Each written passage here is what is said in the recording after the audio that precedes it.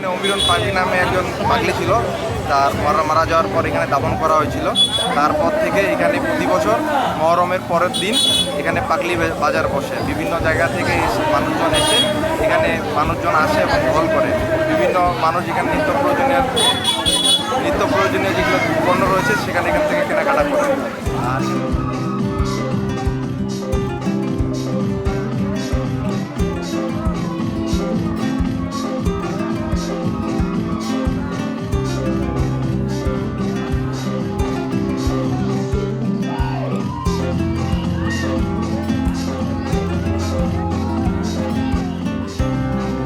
মহরমের সময় তিনি লোকালয়ে আসতেন এবং এসে তিনি মানুষকে মহরমের মার্সিয়া শোনাতেন।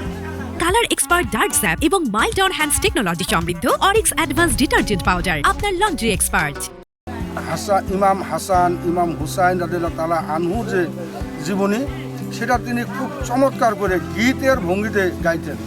তো তখন থেকে মানুষের প্রতি তার যেমন একটা ভালোবাসা জন্মেছিল, তেমনি স্থানীয় লোকজনও কিন্তু এই একটা উপলক্ষ করে এই জায়গাতে সমবেত হতো মহরমের সময়।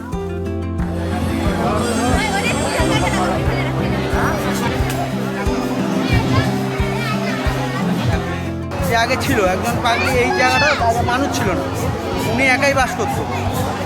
ওই উনাকে স্মরণ করে এইখানে ওই প্রতি বছর নেয় পাগলি বাজার করে। বর্তমান আর নাই, ওনার কবর আছে একটা, প্রত্যেক স্মরণে করে প্রত্যেকবারে বাজার ওই হিসাবেই এখনও চলতেই আছে। আমাদের বাপ দাদা চতুর্থী আমল থেকে আগে থেকেই বাজারটা লাগে আসে।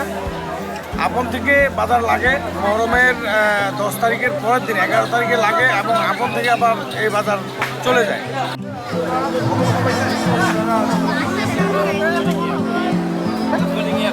আপনি বলবেন কি মেলা?